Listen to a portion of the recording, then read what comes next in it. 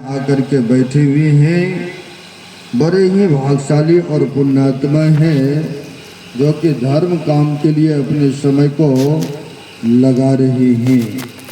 कहा है महापुरुषों ने, जब दरवहि दीन दयाल राघव साधु संगत पाइये, अजेही दरस पर समागम आदिक पाप राशि नसाइये। कहते हैं जब ईश्वर के असीम कृपा होते हैं जीव पर, तब जाके कहीं साधु संतों का दर्शन मिलता है। और उनके दर्शन से क्या लाभ होता है सज्जनों?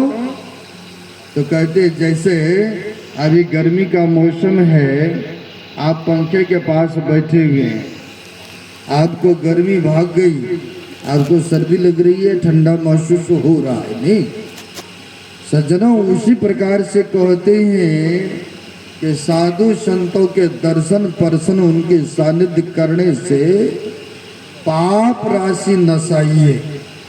जो जीवन के उपरांत पाप बना है जन्म जन्म का, अगर कोई है स्थान, कोई है जगह, तो कहते वह साधु संतों की सानिध्य करने से वह पाप का क्षय होता है, नाश होता है।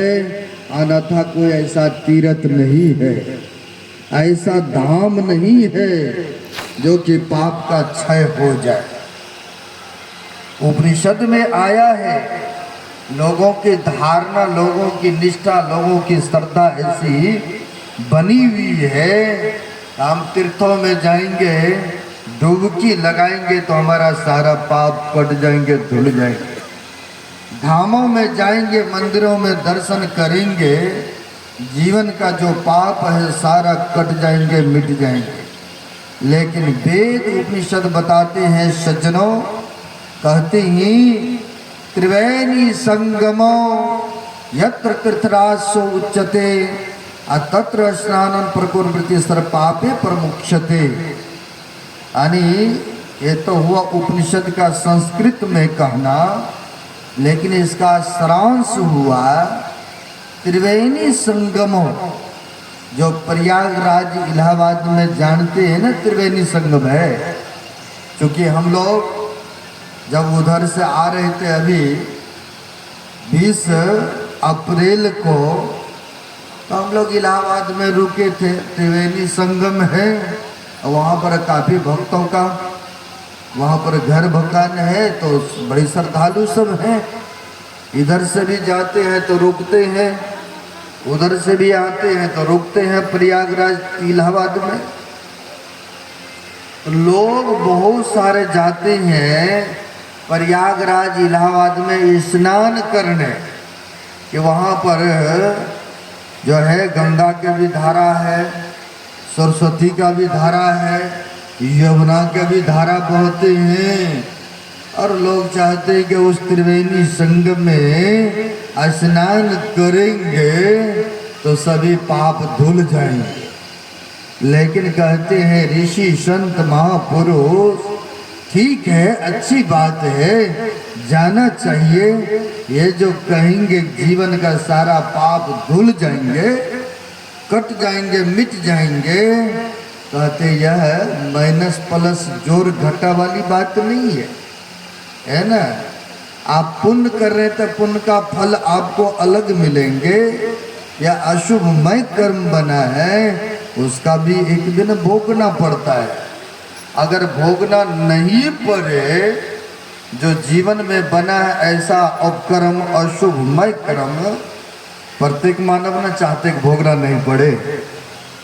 अगर नहीं भोगना चाहते हैं तो इसके लिए क्या करना पड़ेगा?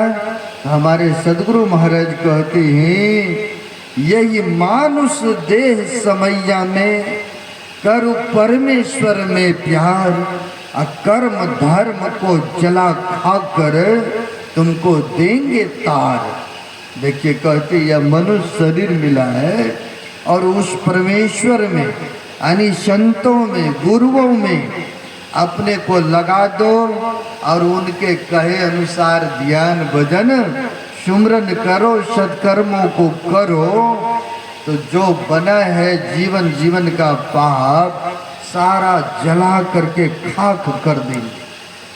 फिर तुम्हें तार भी देंगे या भवसागर से उद्धार कर देंगे। आवागमन के दुखों से सदा के लिए तुम्हें छुटकारा भी दिला देंगे सज्जनों। लेकिन लोग की धारणा, लोग की ऐसी आस्था, लोग की ऐसी विश्वास बनी हुई है कि हम तीर्थों में जाएंगे तो स्नान करेंगे तो हमारा सारा पाप कट जाएंगे। लेकिन हम सुना रहे थे त्रिवेणी संगमो यत्र तीर्थराज उच्यते तत्र स्नानन प्रकुर्वृत्ति सर्वपापे परमुच्यते। लेकिन सब पाप धुलता मिटता नहीं है, तो कौन सी कर्म करने से धुलेगा, कटेगा, मिटेगा। और भी उपनिषद के पास चलते हैं। हमारे सदगुरु महाराज ने सत्संग योग में भाग प्रथम में वेद मंत्र का उसमें संग्रहित किए हैं। उनमें आया है शिव संगीता में कहा है हीरा भगवती गंगा पिंगला यमुना नदी हीरा पिंगलियोर मध्य सुषुमना चौ सरस्वती। यानी जो ईड़ा धार, बायां धार को कहते हैं ईड़ा धार, दहना को कहते हैं पिंगला धार। जो ईड़ा और पिंगला धार को जोड़ करके अरे सुषुमना में प्रवेश करते हैं, उन्हीं का सर पापे परमुक्षते होता है। उन्हीं का सारा पाप कटता धुलता और मिटता है सज्जनों।